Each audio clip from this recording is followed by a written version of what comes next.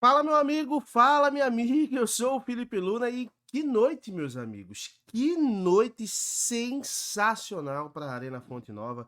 Que noite surreal para o time do Bahia.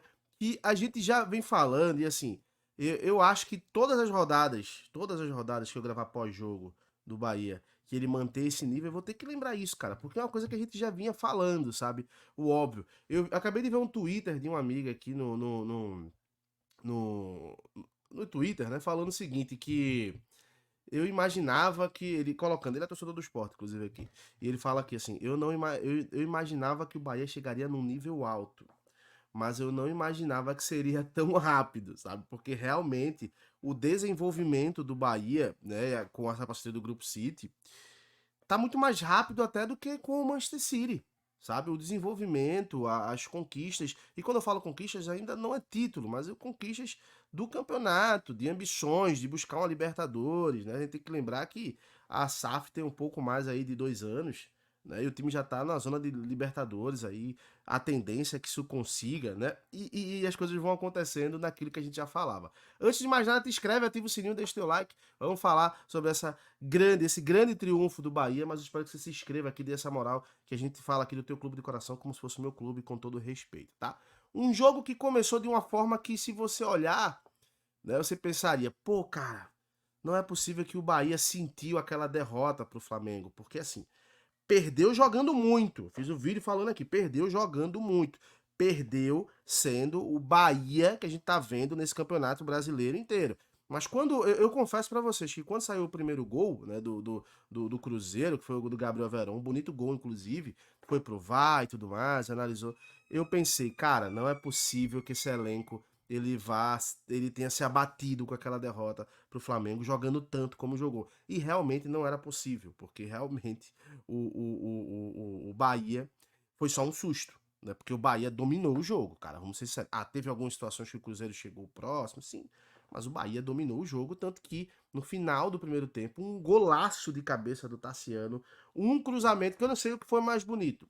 Se foi o cruzamento do Everaldo ou se foi o gol do Tassiano. Realmente foi um golaço que a gente olha e quer ver, rever, ver, rever, ver, rever a todo momento. Foi um baita de um golaço, tá? E o Tassiano nos surpreendendo cada vez mais nessa nova função que ele vem tendo esse ano como um centroavante, né, cara? Passando na frente do zagueiro, cabeceando, com propriedade, sabe, cara? Com postura de centroavante mesmo, apesar dele não ser o centroavante de origem. E como o Everaldo tá desenvolvendo, né? A gente percebe que agora o Everaldo, vê como as coisas são invertidas, né? Um meia tá se encontrando cada vez mais como centroavante e um centroavante tá se encontrando cada vez mais como um ponta em vários momentos do jogo, né? Tanto que acho que foi o Everaldo que depois, no início do segundo tempo, botou uma bola ali na trave, né? Quase fazia virada com, acho que com 20 minutos do segundo tempo. O Bahia já era dominante na partida e aí o Cruzeiro tem um jogador expulso que, cara, o próprio capitão do Cruzeiro, quando viu a expulsão, ele basicamente nem falou nada, né, cara? Ficou na dele ali porque realmente viu que era pra expulsão. Logo depois, o Oscar Estupian, que entrou, e eu vou falar muito ainda sobre isso, ele faz um gol de cabeça, né? Fazendo ali a virada do Bahia em cima do Cruzeiro. Depois o Biel faz um golaço.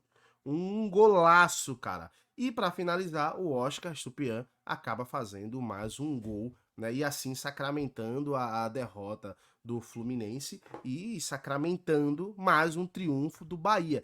E, cara, tem alguns pontos que eu quero falar. O primeiro ponto é o seguinte: a importância do Bahia vencer goleando. Por quê? Porque esse era basicamente uma crítica que eu vinha falando, né? Por exemplo, o Bahia, ele vinha fazendo poucos gols na competição. Acho que você concorda comigo, é um time que vem jogando bem, vem performando bem, mas que não vinha fazendo muitos gols. Então a importância dessa goleada para o Bahia, eu vou mostrar para vocês agora aqui, por quê?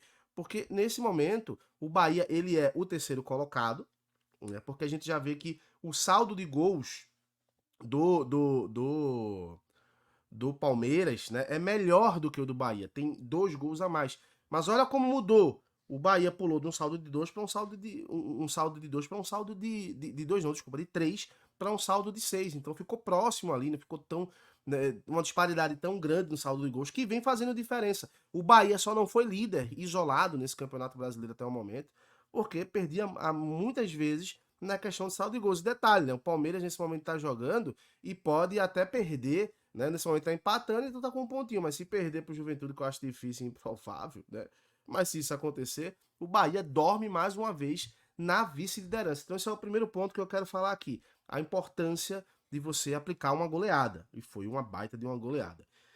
E o segundo ponto é o seguinte, cara, como o Rogério ele está construindo um elenco, não é só os jogadores titulares que vem jogando bem, né?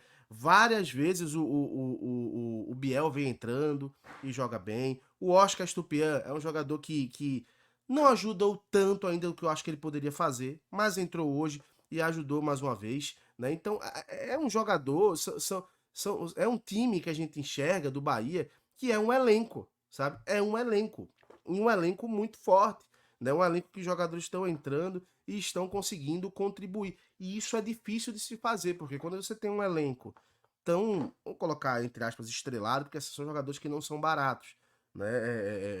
E esses jogadores, eles vão para o banco de reservas, é muito difícil administrar o ego do jogador de futebol, sabe? É muito difícil realmente. E o Rogério ele tá conseguindo administrar o elenco, tá conseguindo realmente ser um time que as peças entram e as peças acabam funcionando, né? O que foi o que aconteceu hoje. Biel fazendo o gol, o Oscar Stupian fazendo 2 gols, né? O time jogando de uma performance que, cara, o Cruzeiro não é um time ruim. O Cruzeiro não é um time ruim. O Cruzeiro é o 7º colocado. Se tivesse vencido, iria para 20 pontos, estaria no G4 nesse momento. O Cruzeiro não é um time ruim. O Cruzeiro é um time que vem fazendo um investimento muito alto. Eu tô falando isso para vocês entenderem o tamanho do triunfo do Bahia hoje na Arena Fonte Nova, sabe? O tamanho dessa vitória, né? O tamanho dessa conquista do Bahia nesse jogo de hoje. Eu sei que vocês não gostam de vitória, tá, gente? Quando eu falo não vitória, mas às vezes eu esqueço, desculpa aí. O tamanho desse triunfo, né, para classificação, cara, que nesse momento você já começa a ver que aquele equilíbrio tão alto já não é tão alto, né? Você já vê que a diferença, por exemplo, do Bahia agora, né, para o Bragantino, que é o 8º colocado, né, a gente já vê que é uma diferença de 5 pontos, né? Ou seja, o Bahia vai se consolidando dentro de um G3 nesse momento que é o 3º colocado. Mas vamos colocar num geral aqui, ele vai se consolidando dentro de um G4.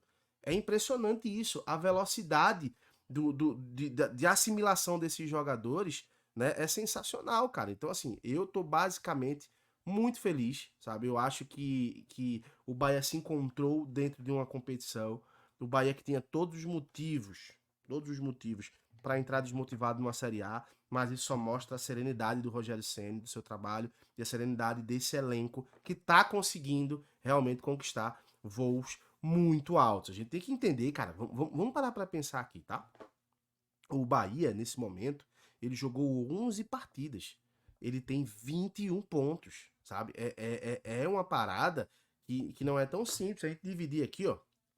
A gente colocar nessa performance que ele vem aqui, ele tá tendo uma média de 1,9 pontos, né? Colocando essas partidas. Se a gente colocar 1,9, só pra vocês terem uma noção, tá? E multiplicar por 38, o Bahia vai chegar a 72 pontos na competição, mantendo essa performance.